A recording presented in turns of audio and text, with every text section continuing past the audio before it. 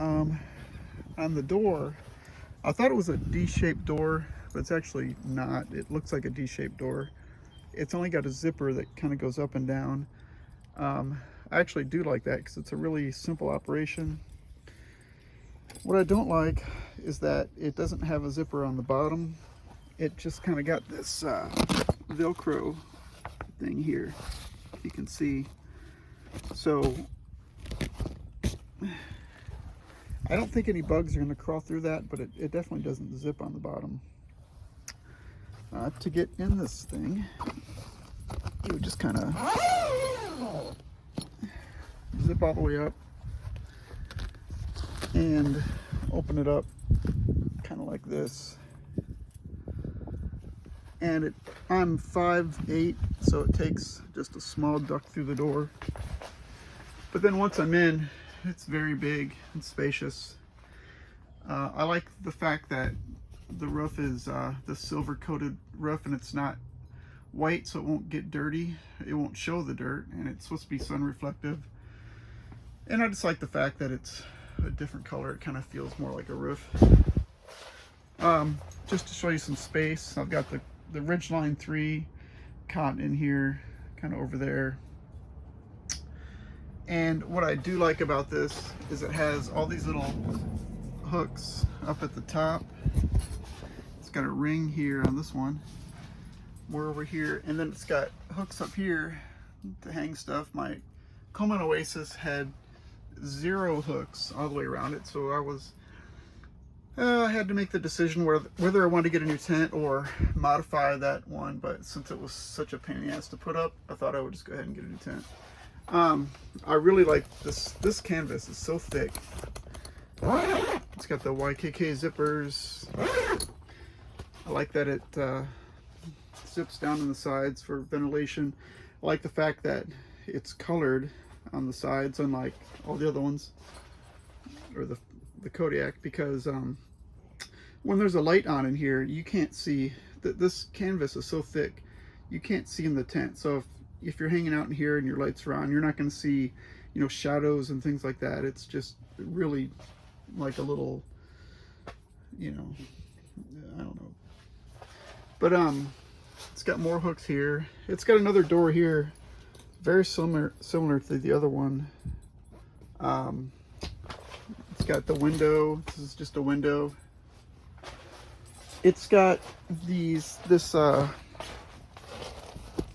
little inlet here for a wire. But they kind of, I think they should have put that in the back, because it's kind of going through the front underneath your awning, and I don't know if you want an ugly wire. You might have to route it somewhere on the side of the tent and then put it through. And then if you wanted to put like a workstation, I guess you'd put the workstation on this side and then put the bed kind of over here. That's what I'm thinking.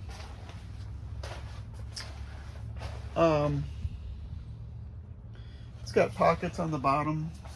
I mean, this is really thick. This material is real thick. I guess what happened is they didn't use like the waterproofing like the Kodiak. You know how it's got like the silicone outside. You see videos of the water beating off the tent.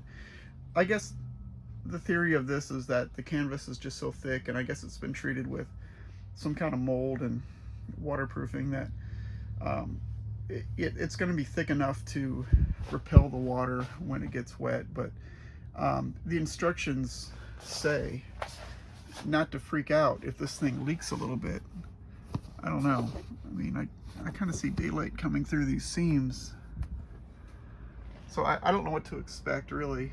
And I don't necessarily mind if a little water gets in here. I guess it's not really that big of a concern to me. I didn't want a Kodiak, and I couldn't get a spring bar because you can never get those. And this was half the price of a spring bar, so you know, I thought I'd just go for it. But yeah, I mean, if you're in here and you zip it up, it kind of leaves this flap, and I guess what you would do is put this flap out, but you can't really Velcro it because you can't get your hand out there to Velcro it. So I'm not sure what the purpose of that was. I hope when you're sleeping, the mosquitoes or bugs don't crawl in here. I don't think they will. I don't think that there's gonna be a problem. One of the things that I thought would be nice is to have the zippers kind of all together so you could somehow tie them off and create some kind of security. I still might do that. Might get a little wire and somehow loop them through and see if I can create like a little security so nobody can get into the tent. But with my Coleman Oasis, it was really simple because all the zippers met in one spot in the front. So this is pretty cool. I'm pretty happy with it. The floor is definitely not thick. This is probably the thinnest floor of the Kodiak and the spring bar. As you can kind of see, it's transparent with the light. It just doesn't feel very thick. So you definitely need a tarp underneath it. So I'll definitely have to use a tarp. And to get out, just kind of zip this all the way up, and you can see the kind of duck out. That. I mean, this awning is really nice. This awning is super thick, really easy to put up.